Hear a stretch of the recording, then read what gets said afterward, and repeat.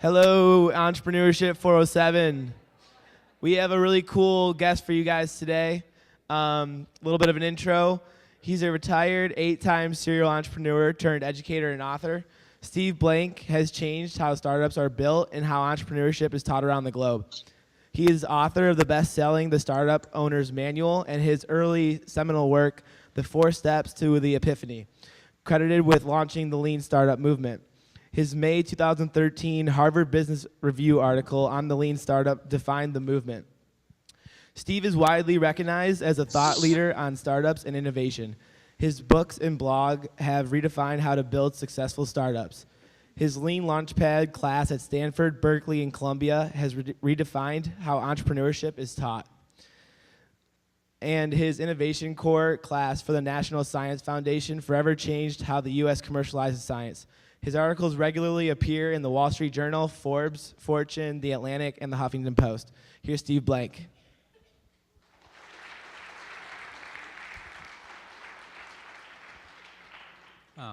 Hi, Steve. Just to get us started, can you tell us what customer development is, why entrepreneurs should do it, Sure. and why they can't just start a product and hope it sells? So I'm sorry, I'm having a hard time hearing you. So the question was, what's customer development and why should entrepreneurs do it? Sure. So customer development came about because I had spent 21 years doing early stage ventures and did them in the traditional way. That is, write a business plan, try to get funding. When I did get funded, build the product, go through alpha test, beta test, and then first customer ship. And then only then find out whether the product or service actually worked. After I retired, I realized there might be a more efficient way to actually preserve resources, time, and money. And customer development just simply said a couple of interesting things. One is that startups weren't smaller versions of large companies, and we had spent the last 100 years building tools for large companies, but hadn't built any for startups. And so customer development simply said, maybe we needed some of those tools. And the first one was this notion that perhaps there were no facts inside our building about our company and that we needed to get outside. And that customer development was a way to actually answer all the hypotheses about your business that you thought you had, but you really didn't. And I could give you some more detail as we go on, but customer development was essentially the first tool in the stack that became something called the Lean Startup. How's the audio? Can you hear me? Yeah, we can hear you fine. You're perfect. Okay, I'm just getting a lot of echo on my side. All right. Do startups need to be in the Silicon Valley to succeed?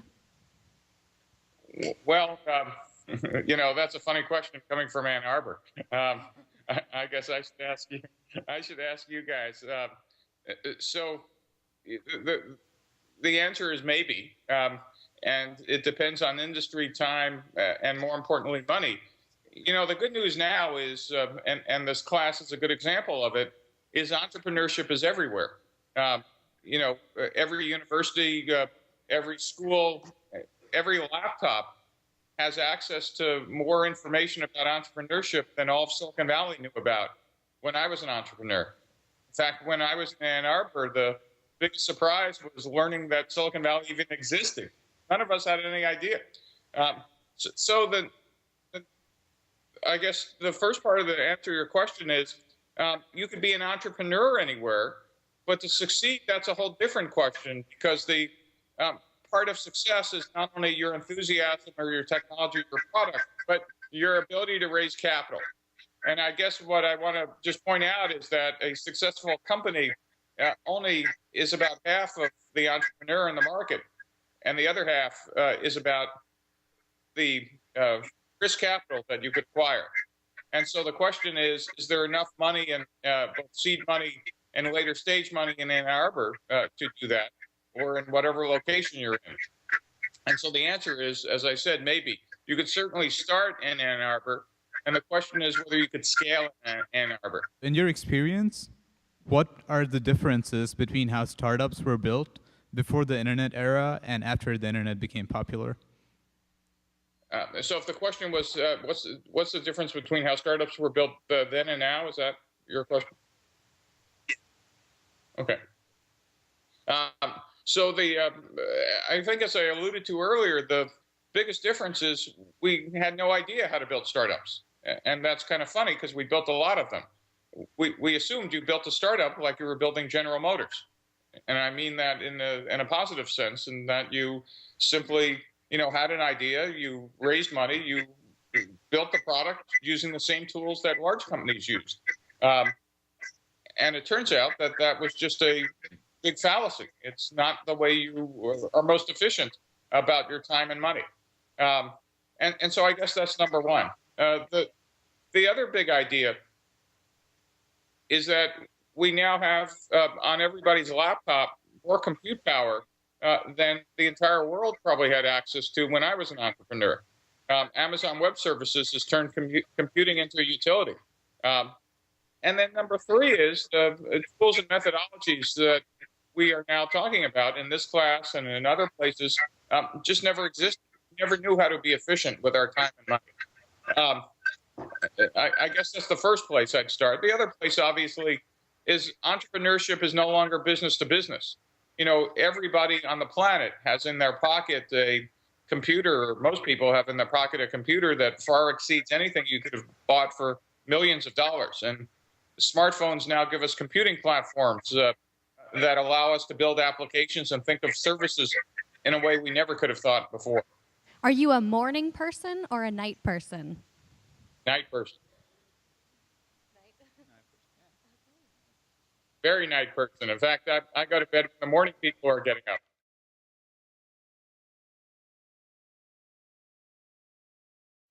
The strangest job I ever had was actually in Ann Arbor at U of M, right where you guys are on the North Campus. I don't know if anybody knows, but U of M used to have its own nuclear reactor, believe it or not.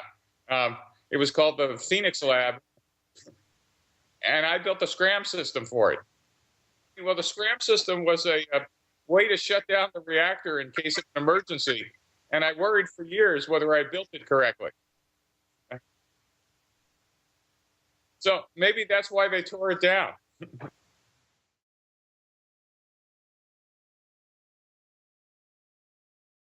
A blizzard. So the slightly longer version is I had started working for a small startup. Actually, my first startup on near the airport in Ann Arbor, and I got sent out to this place called, we didn't even know it was called Silicon Valley, San Jose, California, to bring up a computer system. And if you were in Ann Arbor, you were lucky if there were in the newspaper at the time 2 or 3 ads for engineers. And I get to Ann Arbor, get off the airplane, buy the local paper, and there were 43 pages of ads for scientists and engineers. And no one in Ann Arbor had ever heard of this place. And I went, what am I doing back in Ann Arbor? And literally, a blizzard had hit Michigan. And it was February, and it was sunny in California. I was sitting on the beach and decided never to go back.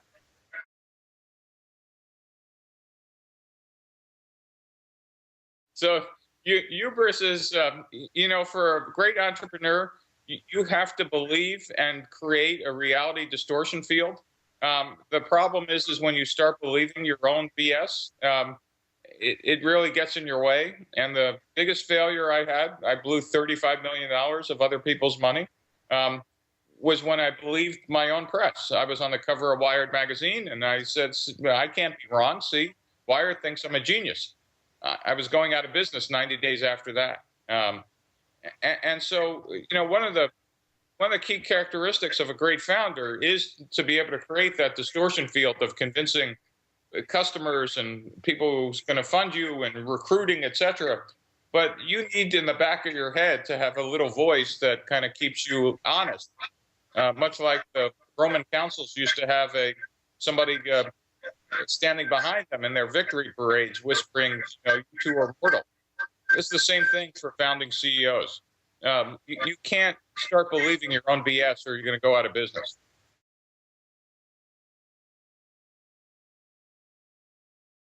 Um, well, when I was young, I used to go to something called the Homebrew Computer Club, and there were these couple of guys in one of the early ones that had to name their stupid company after a fruit, and I thought it was the stupidest thing I'd ever heard. It was called Apple.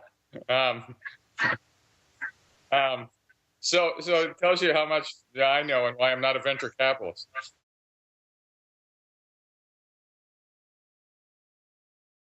I find startups, and I used to fall into this trap, we spend way too much time worrying about names, logos, web page design and whatever early on. And the more you do that, the more it's almost an indicator of whether you have judgment that understands what's really important. What's really important on day one is product market fit. That is, what are you building and does it match customer needs? And if you're not 130% focused on that, then you're kind of like just wasting your time. It might be if you have a social app or something that requires users to kind of navigate a site or an app on a mobile device. The UI obviously matters there, but I'd only do that if that is the case, and I would spend almost zero time. And as I said, to me, it's an indicator if you could separate what's important from distractions.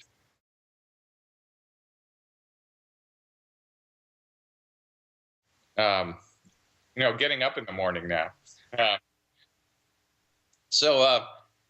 My career, unlike most of you in the room, was completely unplanned. I spent 4 years in the Air Force during Vietnam. I had a great run of 20 years as an entrepreneur doing 8 startups in Silicon Valley. I've now been an educator. I teach at Stanford and Berkeley and Columbia and NYU. That's another run, the lean startup stuff. I have no idea what's coming next. But my career has been one of just taking opportunities where they happen and contributing when I can. And it's been a heck of a lot of fun.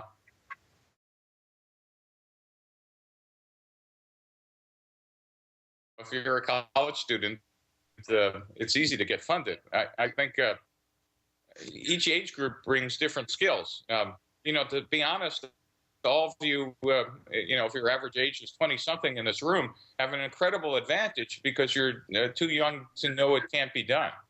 I mean, that's a big idea. You literally don't know what the common wisdom is, or if you do, you don't believe it.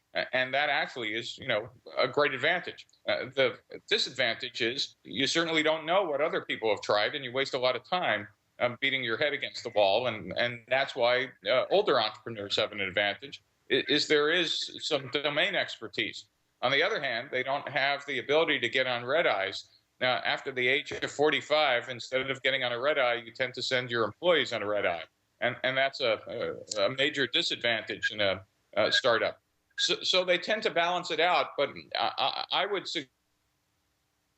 suggest venture capital is incredibly biased to youth. And I think, at least in their pattern recognition, they tend to fund much younger entrepreneurs than older ones.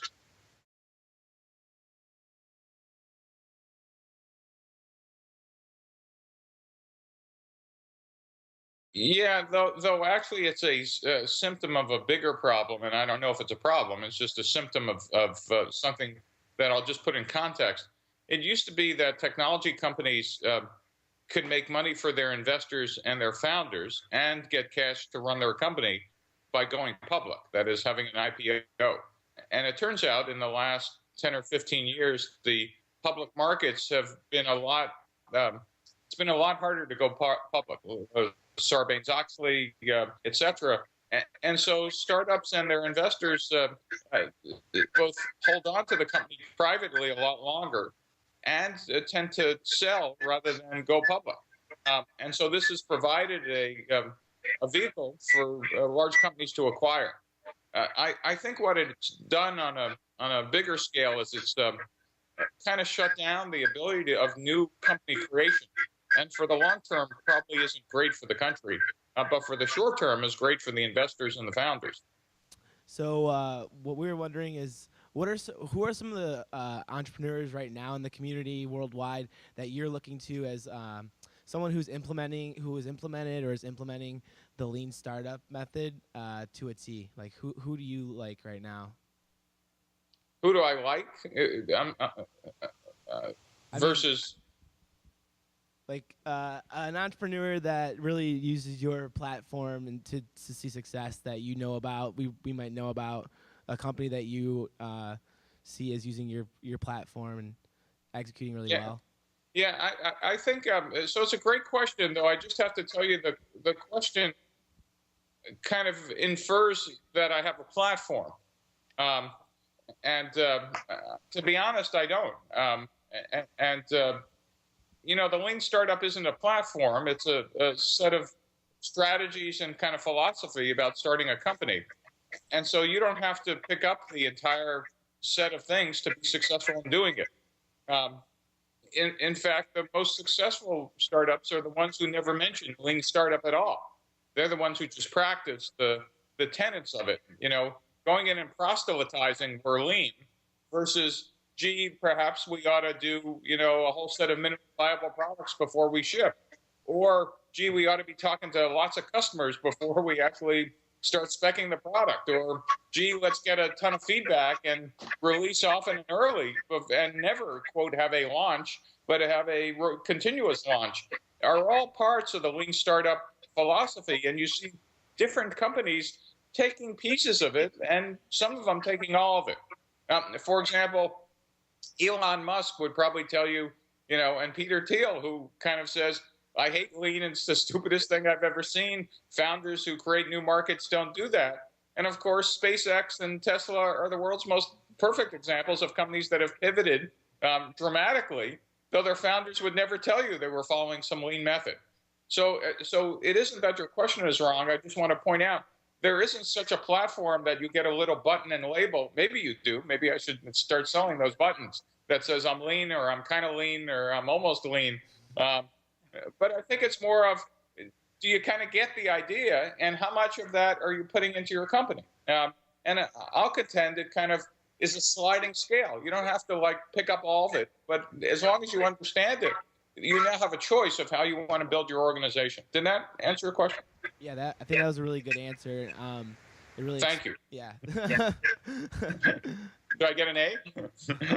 Yeah. So we touched upon earlier that companies are starting to get much bigger and they're kind of starting to dominate Silicon Valley. But if your startup ends up becoming one of those huge giants, how do you recommend a company should keep its culture going as it gets bigger? Well, culture's a interesting thing. I'm just surprised how. I guess I'm just surprised how little people have spent in actually analyzing the roots of culture in large organizations, and haven't understood how other organizations that have kept scale have kept their culture. And that's a roundabout way of saying we've had organizations that for thousands of years that kind of keep team coherency, but still keep a culture with tens or hundreds of thousands of people. Any idea what organization that is? Do you guys have any idea? No? No. The military. So military organizations, from the Roman Legion all the way out to Delta Force, we have had military organizations that understood the notion of small teams working together in larger groups, and then bigger groups than that. And I'm surprised we haven't modeled startup culture as companies grow on military organizations for cohesiveness. So the longer answer is there's a whole set of training that needs to be embedded in companies once you get past some magic numbers. It turns out for startups, the magic numbers are 8 people, 45 people, 150 people, and then it gets into thousands. At each one of those numbers, you need to kind of embed culture in a different way. And that's a long answer to a short question to say it's very hard. And you need to actually start thinking about it very early.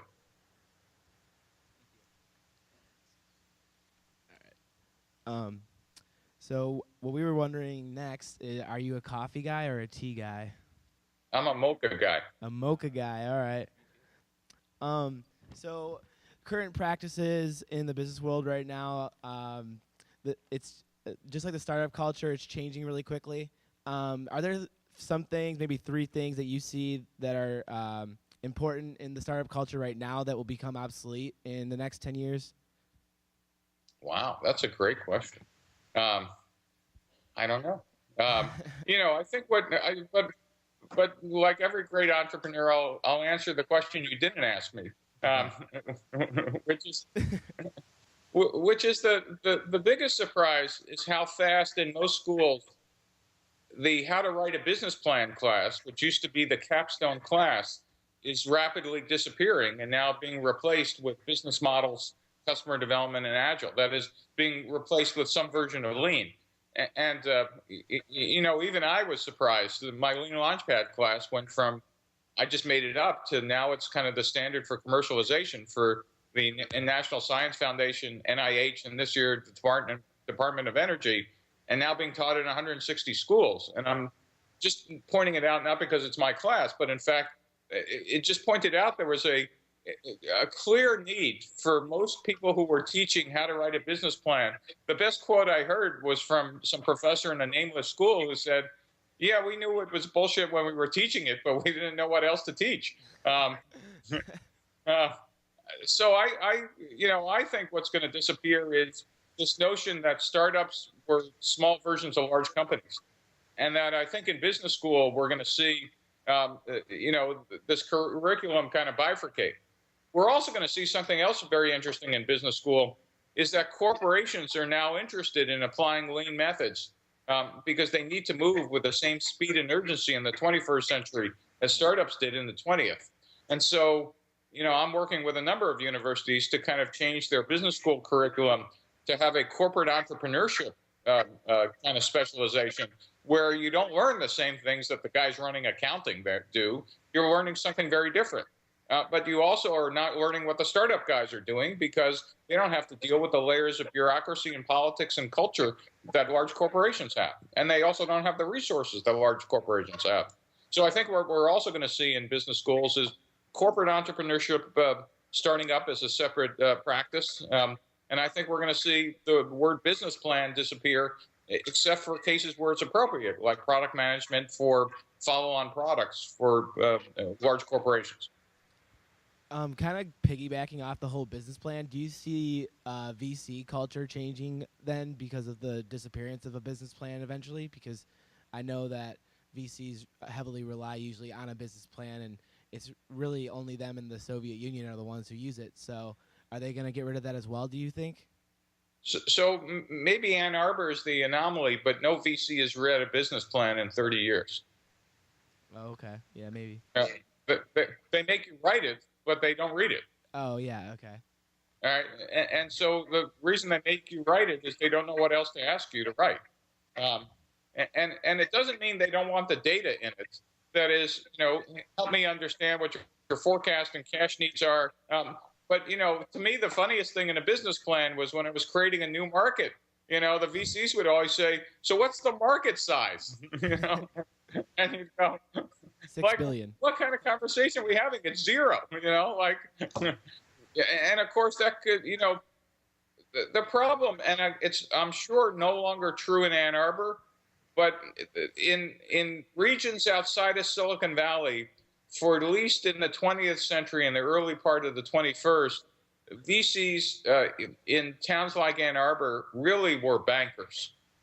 That is, they really were bankers dressed up as venture capitalists, and their risk for new markets or risk for things that they couldn't see past the edge of their table were pretty low. And the distinction about Silicon Valley venture capitalists was, and by the way, when I came out to Silicon Valley in the late 70s, it wasn't clear whether it was going to be Boston or New York that was going to be the entrepreneurial hub of the U.S. It's hard to believe, but true. And the difference was the VCs in Silicon Valley decided to act like pirates, and the VCs in Boston continued to act like bankers, and the rest was history. Um, as a venture capitalist, what do you look for in entrepreneurs before you invest in them? Well, number one, I'm not a venture capitalist. I sometimes will write checks out of stupidity rather than any organized form. I'm going to pass on the question. I tend to look at. Sometimes I find my students, and most of the time I'm looking for passion, interest. I happen to be a technology junkie, so sometimes I invest just so I could follow a technology trend, whether it's energy or biotech or something else. But I'm the wrong person to ask that to. So with the app market being so large, what kind of advice would you give to someone who wants to get into either the app market or making their own website if they don't have any sort of engineering experience with like coding or anything like that? Well, so I suggest to everybody. In fact, my daughter hated when I made her take a Python course, and she was an economics major.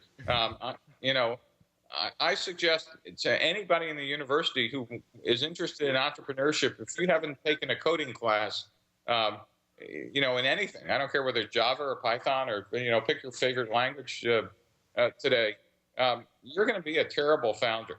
And I'm just giving you the bell curve of distribution. You could all prove me wrong in a couple of years, but I just think not understanding how to code means you won't understand how to hire or pick resources or do anything. So I guess if I understood your question, my first suggestion to everybody in the room, regardless of what your major is, if you're thinking about entrepreneurship in software, whether it's apps or on a mobile device or a website, you need to get some background in. It's like knowing how to write, I guess.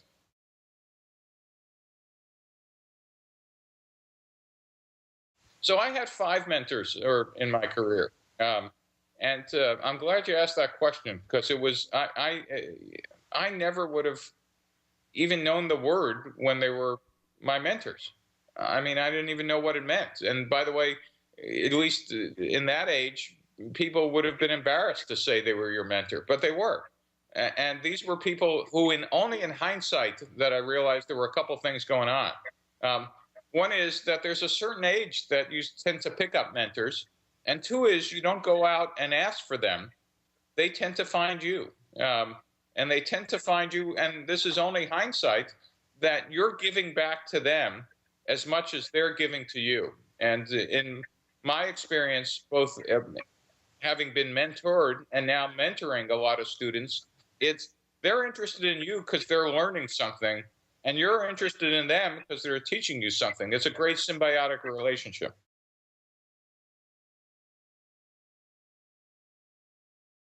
I dropped out of college. In fact, dropped out is a polite word on my resume. I think the more accurate description is got thrown out.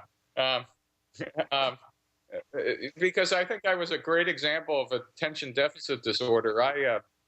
I still remember being in Michigan, and my girlfriend said, some of us are working pretty hard trying to stay here. You don't seem to care. What the hell are you doing in school? And I thought that was, for the first time in my life, somebody had asked me and told me that I really didn't have to do this, and I could figure out what I wanted to do. And I certainly didn't know what I wanted to do in my teens. And I have to tell you, after 4 years of military, I pretty much figured out, well, that was one thing I didn't want to do.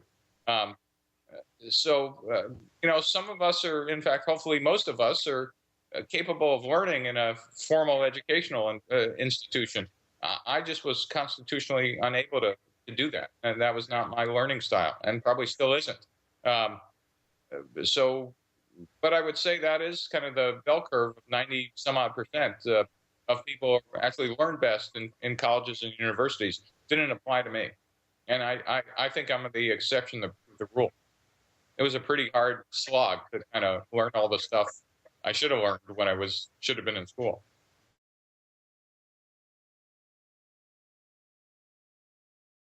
And so to me, that kind of goes back to as the previous question about my career.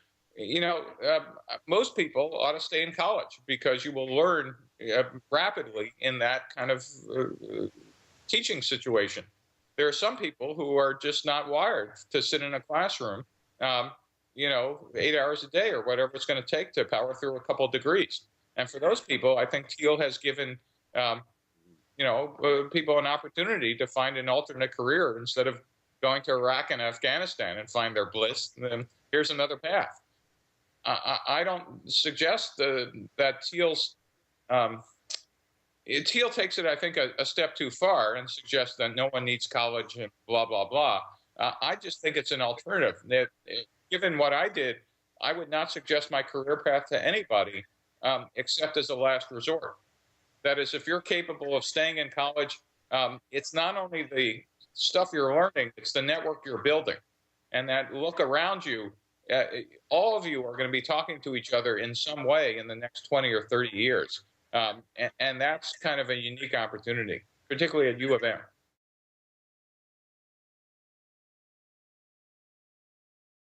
So it turns out Silicon Valley still is at least at its core, a hard tech business. I mean, enterprise sales, silicon, still, lots of other things that require women further back into the food chain. Why aren't there a lot of women in STEM? Why are there a lot of women in computer science? I don't know what the mix is in each of the departments at U of M, but I would bet you it's not 50-50.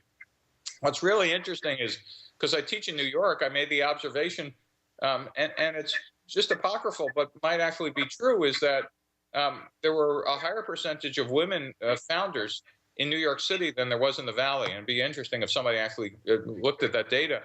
But I at least, in my head, figured out the reason why was the startups they were doing were in New York City specialties: media, finance, real estate, businesses that already exist with women already in positions of power and leadership. And so those women transitioned from old industries to new ones, and in fact had role models in those industries as well. And so my belief is that there's a pipeline problem, and I'm not dismissing that there might be a funding problem as well with institutional bias, probably not overt, of venture capitalists, but I'll contend it's predominantly a pipeline problem. And I don't know if I answered your question. And I've also found out, and this is advice to guys in the room, this is the minute a guy wants to throw his 2 cents to the conversation, it's a third rail conversation. It's much better had by women leading the conversation than having guys lead the conversation.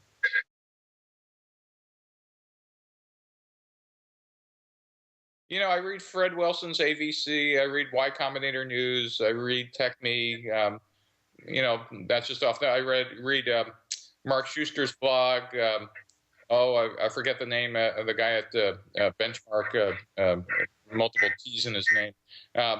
I must read 5 or 6 or 7 of them, but those are the ones that come top of mind. I mean, Y Combinator News, I check that before I check the New York Times now.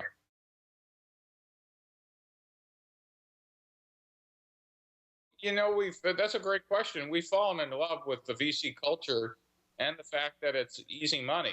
The problem is, or not the problem is, at least my take is, you almost always want to default. If you could build a company just on revenue, why wouldn't you do that?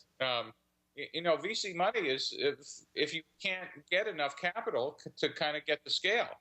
If you could get to scale at the same rate, or at least a rate that's good enough for you to build a long-term company, I would be doing that. In fact, let me be more explicit.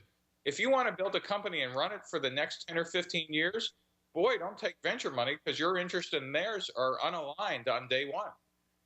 VCs have no interest in having you build a large company, except for the fact that they'll take it as large as it needs to be for them to have a liquidity event. So they're looking for the area under the curve, and then you're gone, or the company's gone. It doesn't matter, unless you've retained control and ownership.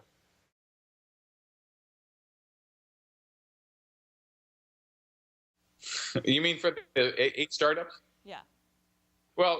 I'd say for at least four of them, I was just a spear carrier, in the back row. So other people did that. Um, I think how do you come up with ideas is, if you're an entrepreneur, the biggest problem is, at least for me, was which one of the ideas am I going to go spend my next couple of years? Um, and so it was just figuring out what I was excited about doing for the next 3 or 4 years. And a good number of them also came from what can I attract a team to, or what team was I attracted to? Because a founder of a startup is almost never a single person. There's usually a co-founding team. Also, there's usually one person who takes credit for it later if it succeeds. But that's a different story. And how you raise money is, again, one of the key founder skills. If you don't have the ability to create a reality distortion field, meaning the ability to convince other people to do unnatural acts, you're just by the first filter not qualified to be the founding CEO. Because doing a startup requires you to convince people to go off their current path, whether it's to recruit employees or get early customers or get venture capitalists who are seeing hundreds of people like you to kind of do something that they normally wouldn't do. And so the other thing I would suggest, besides a coding class, is that everybody who wants to be an entrepreneur ought to take how to give a public presentation class, or I don't know if there's a public speaking class at U of M, but I learned speaking and writing skills as a core part of being an entrepreneur. Being a great engineer, a great technologist is only, half of what a new venture is about.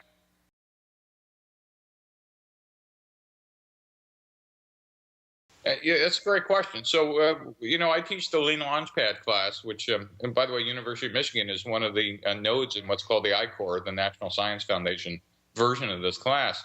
And so we teach the Lean Startup method, but on a larger scale, what I'm trying to teach my students is some of the core things about being an entrepreneur, about being relentless, about being agile, about being able to deal with the ultimate frustrations of what it's like, about how to operate in chaos, how to figure out how to sort through a million technical ideas and figure out how that matches customer needs.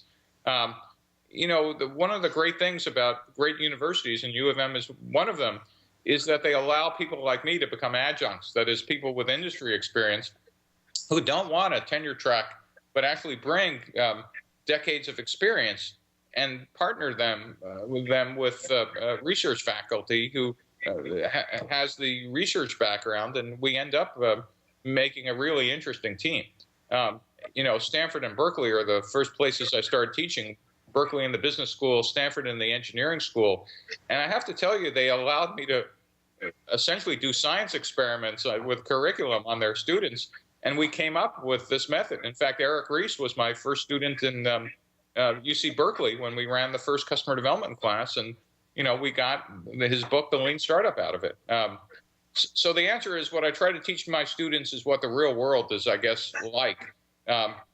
And give them a taste of it inside an academic institution. And in some cases, we succeed.